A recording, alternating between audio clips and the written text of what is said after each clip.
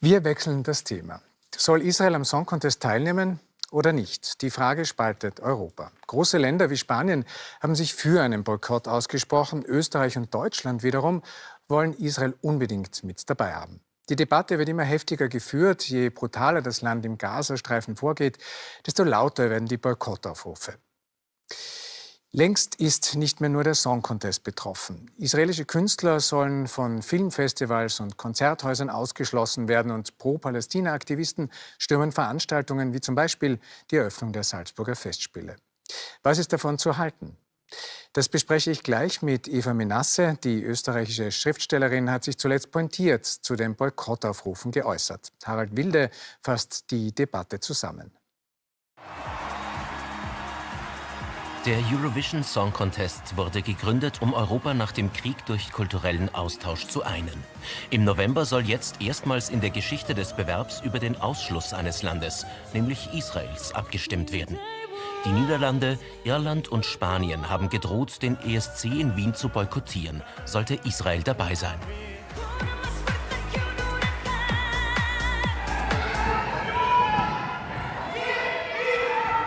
Immer lauter wird die Kritik am Vorgehen der Regierung Netanyahu im Gazakrieg. Pro-palästinensische Störaktionen wie jüngst bei den Salzburger Festspielen häufen sich. Das Londoner Wembley-Stadion war Schauplatz des Together for Palestine-Konzerts. Mit Superstars wie Brian Eno, einem deklarierten Anhänger der BDS, die zu Boykotten gegen Israel aufruft. DemonstrantInnen, etwa bei den Filmfestspielen von Venedig, werfen Israel Genozid vor. Das tut auch der UN-Menschenrechtsrat. Bei seiner Rede vor der UNO-Hauptversammlung vergangenen Freitag hat Israels Premier den Völkermordvorwurf als Witz bezeichnet. Für Israel ist jedes zivile Opfer eine Tragödie. Aber die Hamas verfolgt eine Strategie. Sie benutzt Zivilisten als menschliche Schutzschilder und spinnt daraus ihre kranke Propaganda gegen Israel. Am 7. Oktober 2023 überfiel die Hamas Israel. Rund 1200 Israelis wurden von den Terroristen ermordet, 250 verschleppt. Viele der Geiseln wurden getötet. Die Hamas bedroht Israels Existenz seit Jahrzehnten. Netanyahu will die Terrororganisation, die sich in Gaza verschanzt, vernichten. Die Folge?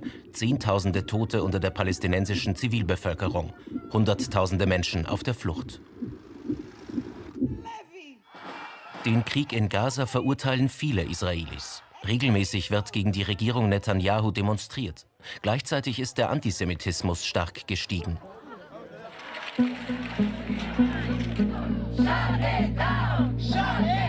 Die gesellschaftlichen Gräben sind tief. Israelische Kulturschaffende werden regelmäßig von der Bühne verbannt, weil sie sich nicht öffentlich vom Krieg distanzieren.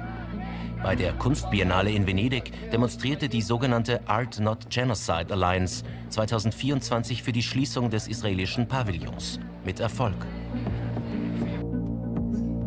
Eine Veranstaltung mit dem jüdischen Publizisten Michel Friedmann als Redner wurde in der deutschen Kleinstadt Klütz abgesagt. Argumentiert wurde mit der Angst vor Störaktionen. Heute fand in Klütz eine Protestkundgebung gegen die Absage statt. Ich lebe am liebsten frei. Sie etwa unfrei? Ich lebe am liebsten in der Kooperation. Lebe ich lieber in der Konfrontation? Ich stehe und bestehe darauf, dass wir uns alle respektieren. Der israelische Dirigent Lahav Shani, der künftig die Münchner Philharmoniker leiten wird, war beim Flanders Festival im belgischen Gent unerwünscht. Ein geplantes Konzert wurde kürzlich abgesagt, weil Shani auch Musikdirektor des Israel Philharmonic Orchestra ist und seine Haltung zur israelischen Regierung unklar sei, argumentieren die Veranstalter. Lahav Shani hat sich in der Vergangenheit wiederholt für Frieden und Versöhnung ausgesprochen. Es ist ein Kniefall vor dem Antisemitismus. Denn in Wahrheit wird ihm die Bühne verboten, weil er Jude ist. Die beispiellose Forderung, dass Künstler schriftliche Erklärungen zu ihren politischen Ansichten abgeben müssen, sei beunruhigend, so Belgiens Premier De Wever. Ob Israel beim nächsten Eurovision Song Contest in Wien antreten darf, will die EBU auf demokratischem Weg von den Mitgliedsländern entscheiden lassen. Die österreichische Initiative Solidarität Israel fordert jedenfalls die uneingeschränkte Teilnahme des Landes beim ESC. Even if you say goodbye, a new day will rise.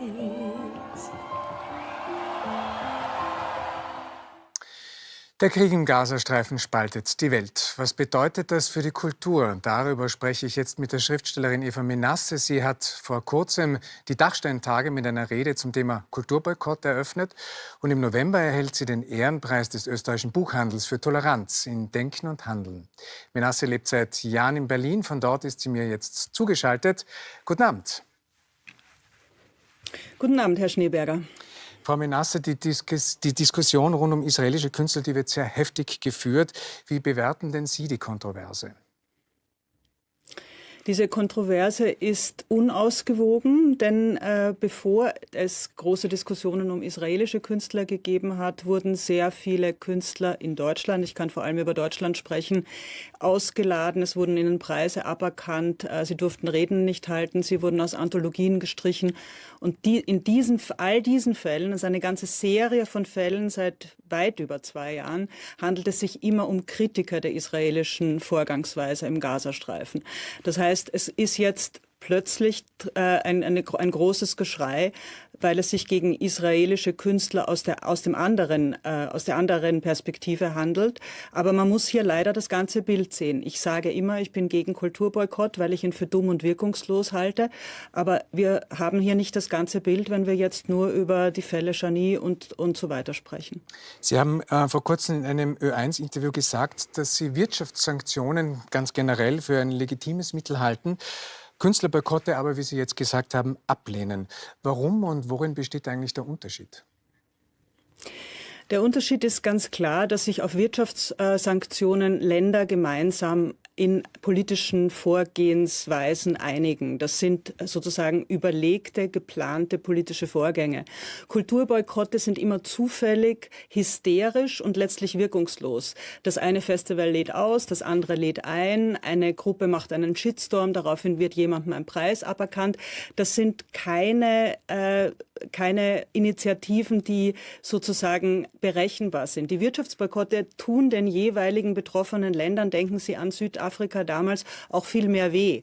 Also das heißt, der Kulturboykott, würde ich sagen, jetzt in der Situation, vor der wir stehen, mit der fast totalen Zerstörung von Gaza, ist ein hysterisches, aber ein Mittel, das wirklich aus der tiefen Verzweiflung geboren wird, weil es keine entsprechenden politischen Schritte gegen Israel zu geben scheint.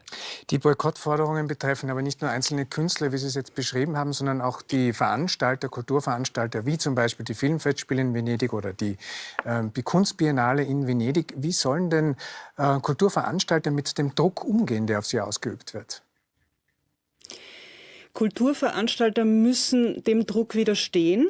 Das ist wirklich sehr schwierig oft und sie werden da auch alleine gelassen. Ich erinnere an einen der umgekehrten Fälle, der erst vor einem halben Jahr passiert ist, als der israelisch-deutsche Philosoph Omri Böhm in Buchenwald die Gedenkrede zum 80. Jahrestag der Befreiung des Konzentrationslagers halten sollte und die einladende Institution vor dem Druck in die Knie gegangen ist oder in die Knie gehen musste, den die israelische Botschaft in Deutschland ausgeübt hat. Auch das ist falsch.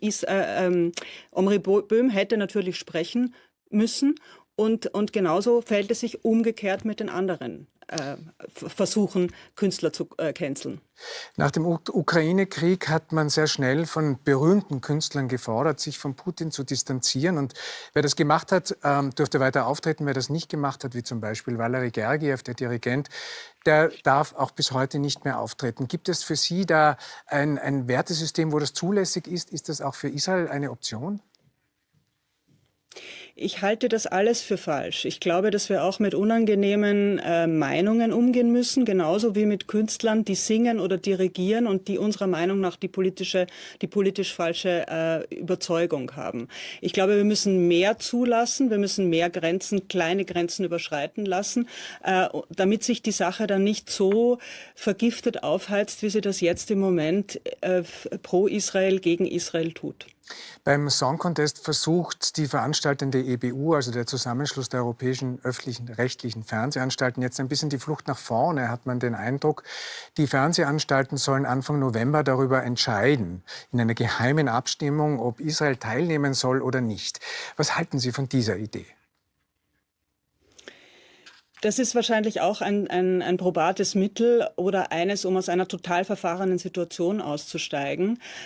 Ich habe das auch in meiner Rede am Dachstein schon gesagt. Für den Fall, dass es soweit kommen sollte, dass es den Eurovision Song Contest einmal nicht gibt oder dass nur die Hälfte der Länder daran teilnimmt, ist das trotzdem einfach nur ein Hinweis darauf, dass es uns nicht gelingt, dass es innerhalb Europas nicht gelingt, zu einer klaren Linie zu gelangen, um diesem wirklich schrecklichen Kriegsverbrechen, die Israel im Gazastreifen verübt, Einhalt zu gebieten.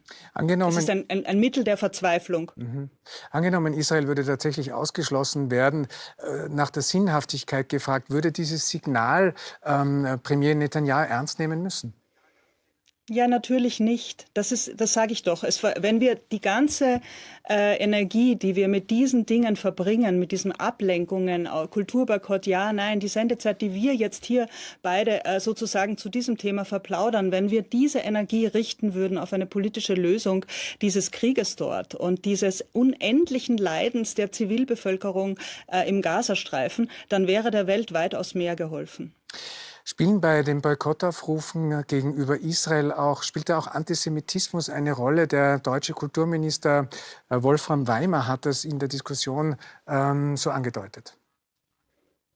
Ja, das ist immer ein probates Mittel, um von allem anderen abzulenken. Wer immer über Antisemitismus reden will, soll erst mal sagen, was er zu dem Vorgehen Israels im Gazastreifen sagt und wo seine Empathie für die dortigen Opfer ist. Also ich halte das für wirklich, das sind vorgeschobene Argumente, die angesichts dieser entsetzlichen Lage im Gazastreifen eigentlich wirklich nur noch ein Witz sind. Der Witz, von dem Netanyahu vor der UN gesprochen hat.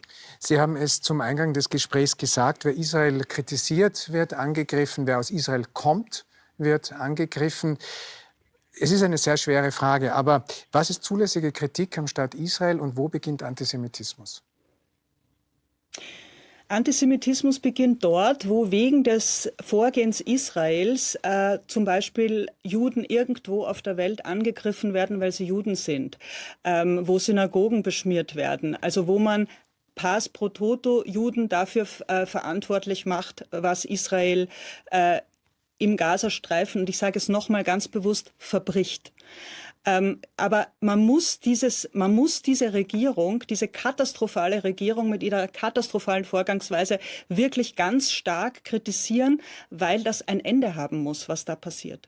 Und wo beginnt der Antisemitismus und wo ist die legitime Kritik?